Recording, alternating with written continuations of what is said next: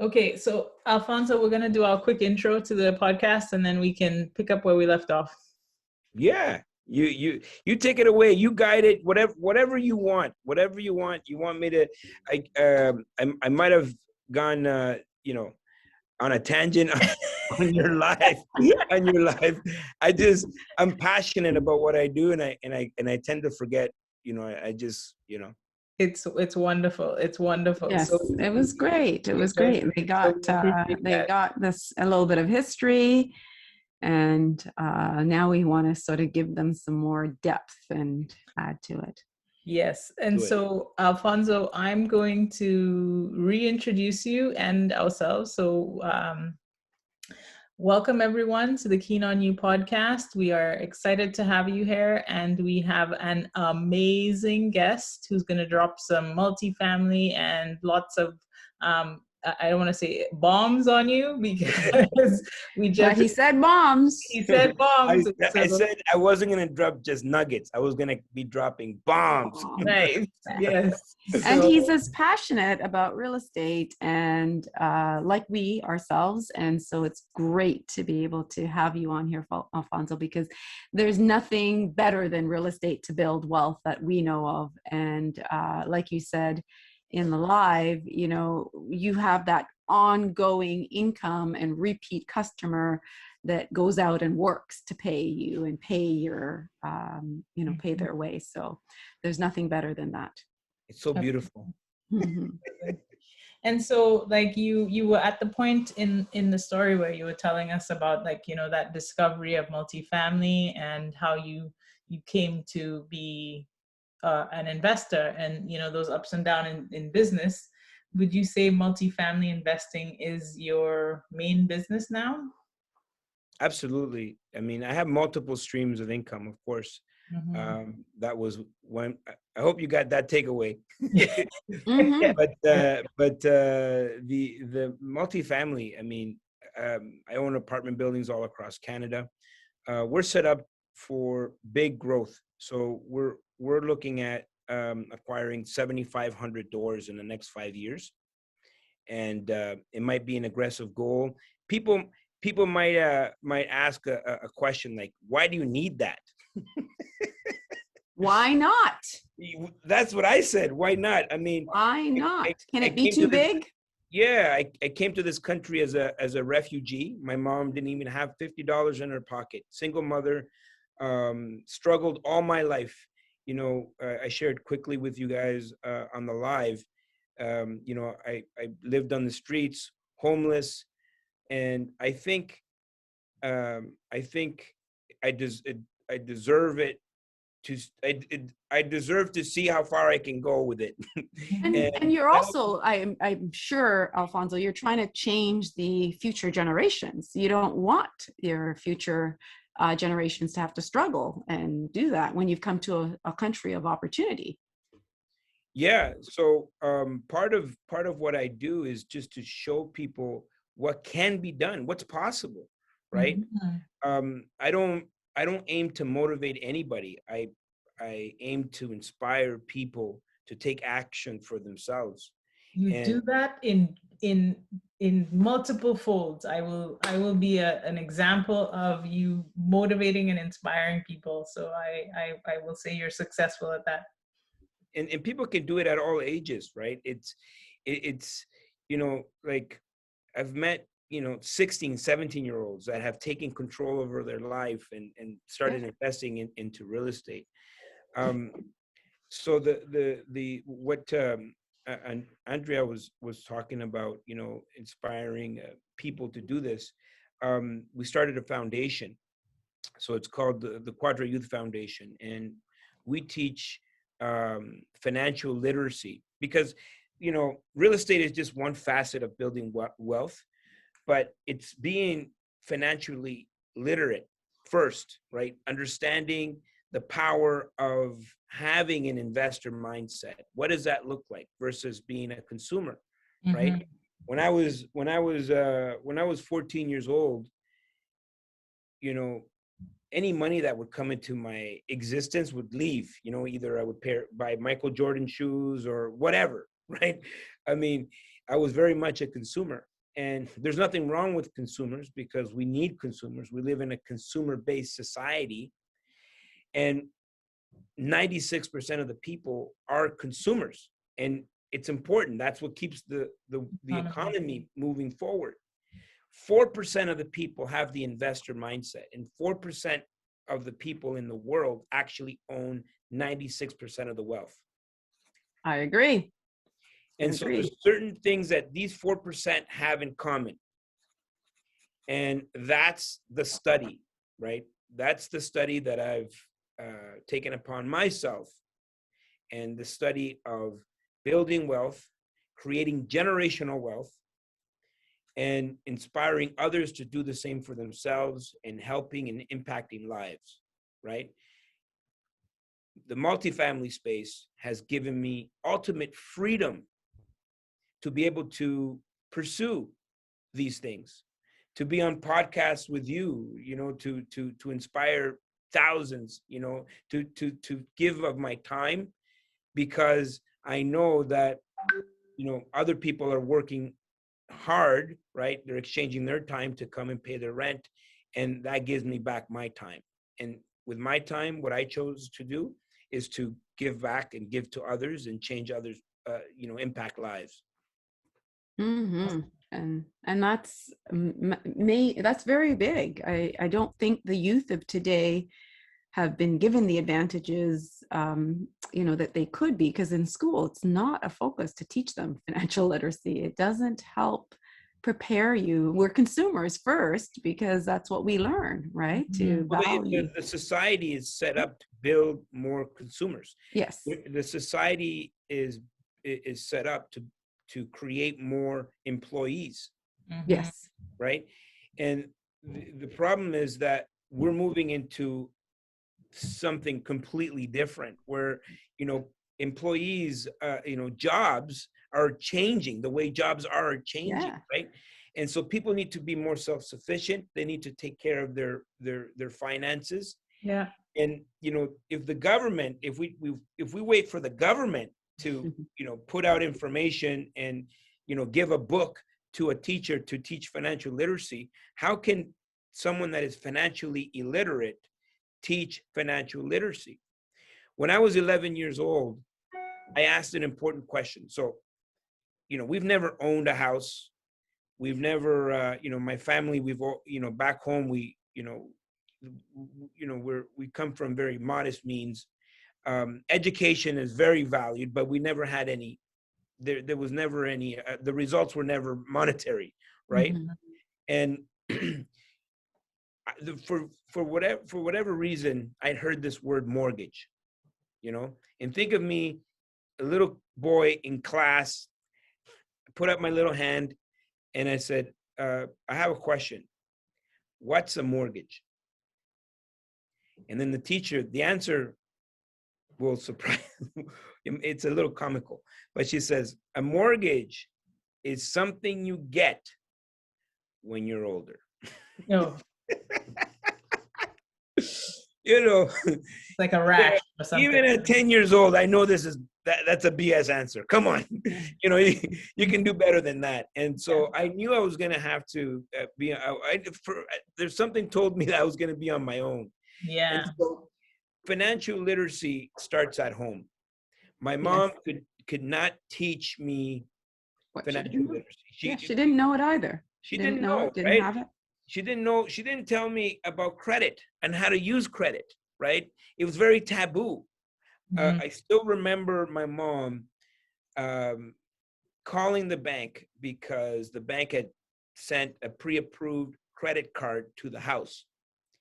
And she called that bank and she said, if I find out that you activated this card, I'm going to come down there personally. I'm like, Mom, you don't even know where they are, first of all. And imagine being upset because people are sending you money, you know? And so there's certain things that the wealthy teach their kids that the 96% of the people do not. Yeah. And so that was a question. It's like, that was a big question mark for me, because as I shared with you, you know, I was very successful with my very first business. I almost lost everything because I was very much a consumer.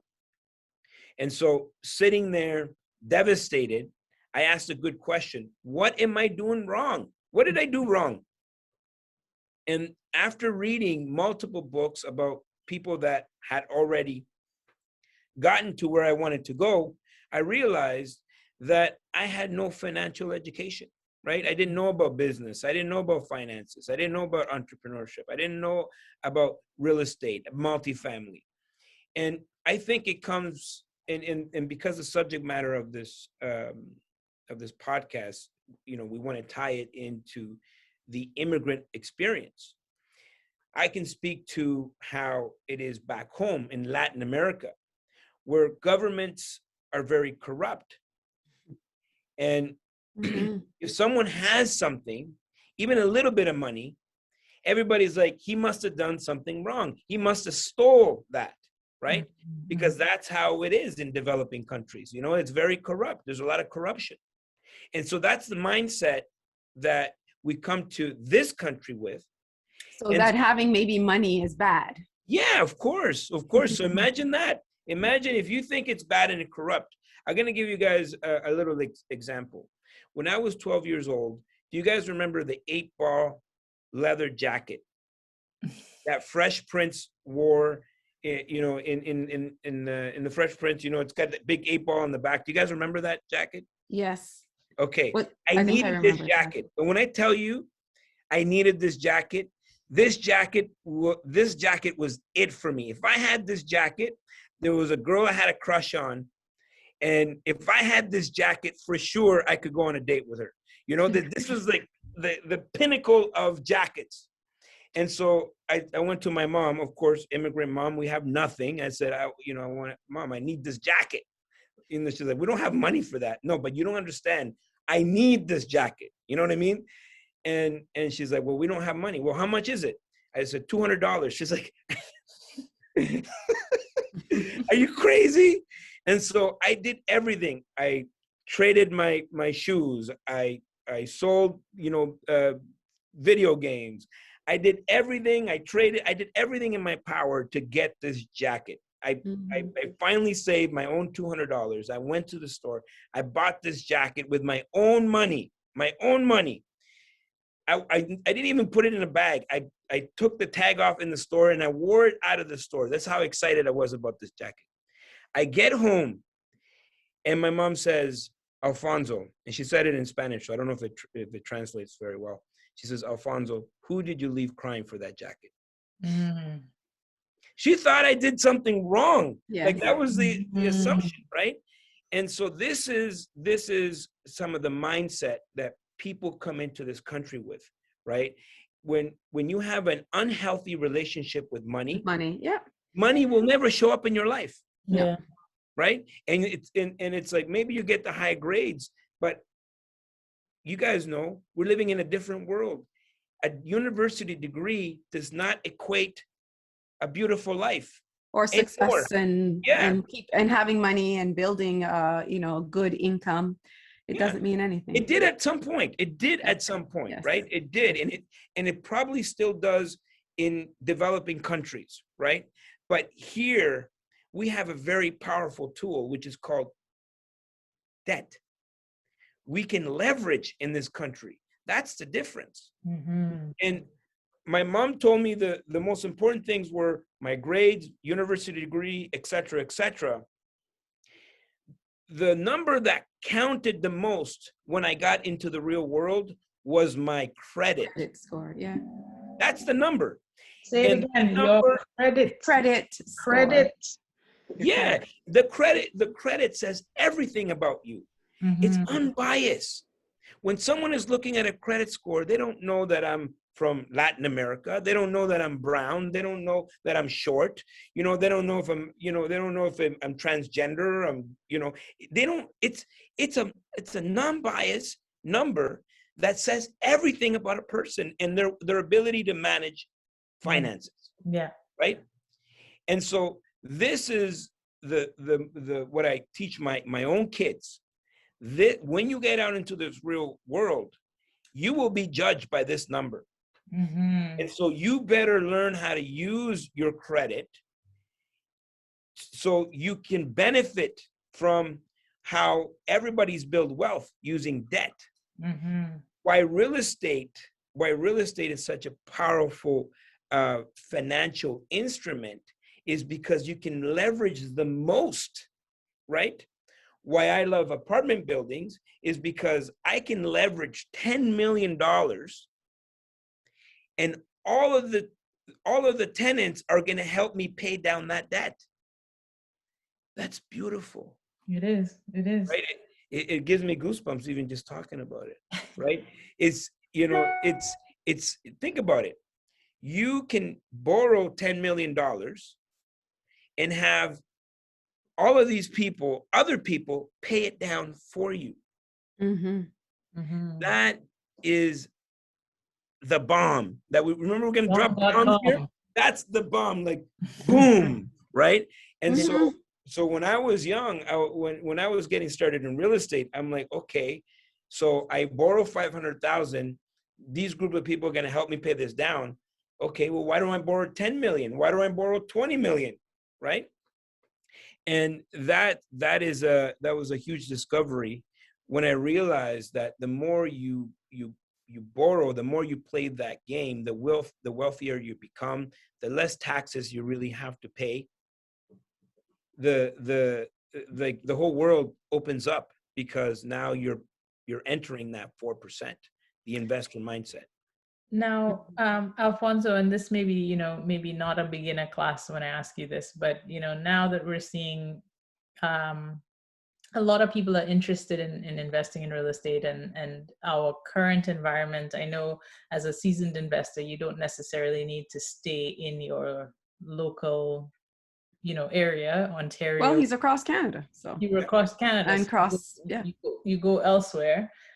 But how do you tell somebody who's just starting out, how do they sort of think about frame? How do they get their foot in, their toe in into, getting into this? The pinky toe. Yeah. Well, the very, as you know, I'm not preaching to the choir here. The first step should be education. Yeah. Right. If someone doesn't know how to analyze a deal, how to calculate a deal, how to identify a deal, they're just going to be speculators like everybody else. Mm-hmm. They're going to enter a transaction hoping and wishing to make money versus knowing, right? And so there's certain formulas that we use as investors, and how do we calculate cash flow, right? And cash flow is what I'm looking for. So whether it's the up market, down market, I never really ever deviate from my formula, and I just amplify it, right? So it's like during these times, people don't know what to do, but when you come up against deals, when you find a deal, you can make that much more money in a market like this versus a buyer's market. Mm-hmm. You can make money in a seller's market because you know how to analyze the deal. Yeah, because you learn how you now the deals are going to be less, but when you find the deal, you're going to make more from that deal, right? I'll give you an example. I bought a property just in November, right, for about 400,000 that now is worth 1.5 million. I thought I was only going to get, so it was a value add, of course. I was going to renovate the property. Yeah. But I thought I was going to get about $1 million, but now it's worth 1.5, right? So I worked hard to identify a deal. And because the market is working for me, right, I was able to make more than I thought I would have. Mm-hmm. That's amazing. That's in a buyer's market. That's another bomb. That's another bomb. That's another bomb. right? You Yeah. 400,000 and now it's 1.5 mil by doing the right thing, knowing the numbers, evaluating the numbers, and then sitting on it, right? In a fantastic market, Yeah. which is a seller's market. Yeah. And so you can ride. I mean, there's times to also in a seller's market, if you know what you're doing, you can sell assets and trade assets that were smaller for bigger, better assets, where you're now, if you're leveling up, your cost per unit will go down, so you can buy, you can easily get the price you want on an asset that maybe before you would have said, well, maybe I'll keep it for another 20 years, 10 years, 15 years. But now you say, you know what, I can just, I mean, if people want to be speculators, go ahead, and then you can take that and, buy something better, bigger, better. Yes. Yeah. Wow. I'm definitely at the school of Alfonso right now, and I think we all are. So if our listeners are listening, these bombs can turn you into multimillionaires just by taking note and using them, because we're talking about leveraging. We're talking about the multiplier effect with the multi-units, right? And of course you added, and I don't think you gave enough details, but you talked about adding value to a property that you bought at 400 and brought it to 1.5. That's huge. Yeah. In what's that? 6 months. Not a year, right? 6 months. Wow. That's amazing. And so that only happens as a result of the market. Yes. Right? Yes, because we don't have to do much. The work that you did, of course, helped aid in the increase, but the market itself is doing most of the work. And Alfonso, at this point, and maybe, I mean, do you work with investors, or do you, now that you've come to this point, you just load it and you do it all with your own cash? How do you do that? You know what? I do all of the above. Right. If I see an opportunity and like, it's just easier for me to buy it, and it could be an asset that goes into our portfolio, fine. If it's an acquisition for our investors, because we have investors, and like, you have to feed the sharks, you gotta feed the hungry sharks. And so we do that. Right. So it's I'm not really stuck on one particular strategy. I don't need to have 100%. I don't need to own 50%. I'm happy even sometimes investing in other people's deals, right? But the majority of our deals right now, because we're now entering like 100 plus units at a time, they're all done with investors. Okay. That's pretty cool. That is very cool. And I think we've been talking for a while, and you've dropped quite a few bombs, but I think I'm gonna maybe wrap it up with, can you leave us with 3 more tips? They don't have to be bombs, but they could be, if you have them left, Well, this is when I pull out the nuggets. Yeah, the nuggets can come out and, share. I mean, you've given a lot of nuggets and bombs, but if you could wrap it up even, or summarize it. Well, this is what I would say. Okay. I'm going to give people key things that they can do right now.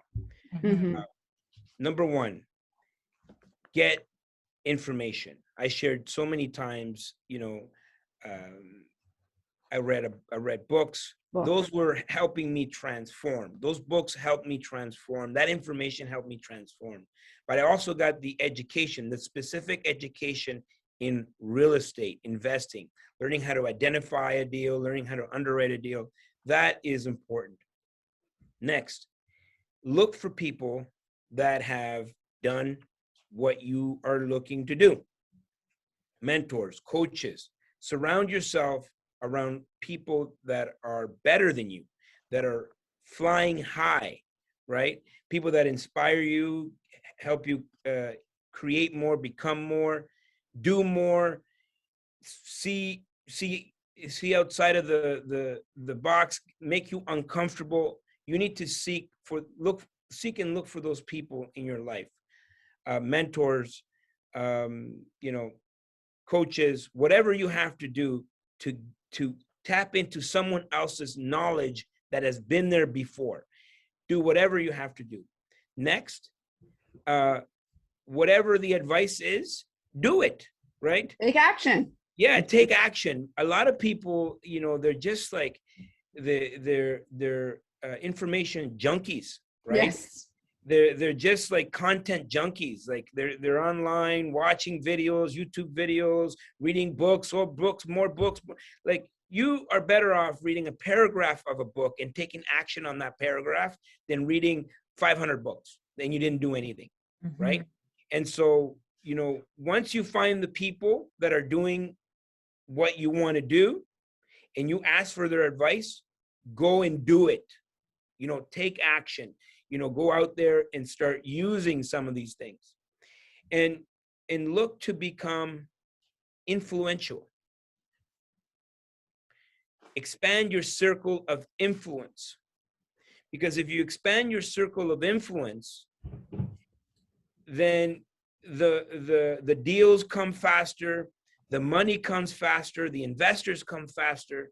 Because think about it, the second you start to become influential to the people around you. So if you, for example, we started to share, through podcasts and doing webinars. Exactly what you're doing, webinars, things like that. It's very simple. Your circle of the people that you are surrounded yourself with, boom, you become influential to them. And checks flow upwards. No one ever signs a check downwards, right? No one signs a check to a person that they feel that they're superior to, right? So you need to become influential to the people around you. And how do you do that? With knowledge, right? You have to have the intellectual currency, because if you develop the intellectual currency, this is what then you will never need actual currency ever again, because all these things will come to you, right? So maybe it's a mouthful. I don't know how, there's a few nuggets there mixed in with some bombs, but if you get anything, get educated and take action. That's right. Yeah. We love that word action too. So I know you do. You guys are action takers. Yeah. Fire. Alfonso, this has been, mind-blowing, explosive, and we love it. And we love you for sharing and, coming on. I love you guys. You guys are amazing. You're doing great things. Great things. Yeah. And we aspire to be you as well. So how could we not, right? Yeah, we're looking up to you, and we're definitely, amazing, as an immigrant to come here pretty much, like you said, with nothing, and learned quickly that the consumer mindset just couldn't sustain you in a business that you were being very successful in, and you had to learn to pivot quickly to build that mindset that is an investor mindset, right? That allows you to profit from leveraging. Yeah. And I think that it's amazing. Then you start to build wealth, generational wealth. Generational wealth is generational wealth is created by the transfer of assets with the mindset. With the mindset, I agree, and the knowledge, because they need it too, right? I've read this book that says, it takes 4 generations to build wealth, and it takes 1 generation to blow it up and just throw it away. So it's not hard to throw it away at all. Yeah. So Alfonso, thank you so much. And actually, you don't have to answer on the podcast, but I do have an ask for you in August. Hopefully you'll come back and visit us in August. And so we can chat about that a little more. But before we end, Alfonso, I think you should share how our peeps and listeners can reach you. And, because you shared a lot of great information, and I am certain that many of our listeners will want to reach out to you and continue learning from you. So share that, please. Well, I'm very Googleable. right? Okay. I like that. You make up your own words, Googleable. But you yes, know what? Everybody, when you want to know something or you're not sure, Google it, yeah, right? Google exactly. is the biggest Yeah. education platform today. Yeah, so you actually can find me on all the platforms, and if you can't find me, shame on me, because I make it my mission to be highly available and everywhere.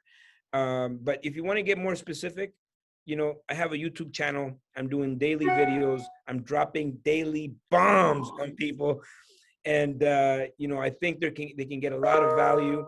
A subscription to the YouTube channel is free, and I definitely cater the content to the audience, so you guys can participate and tell me things that you want to hear about, and I do daily lives.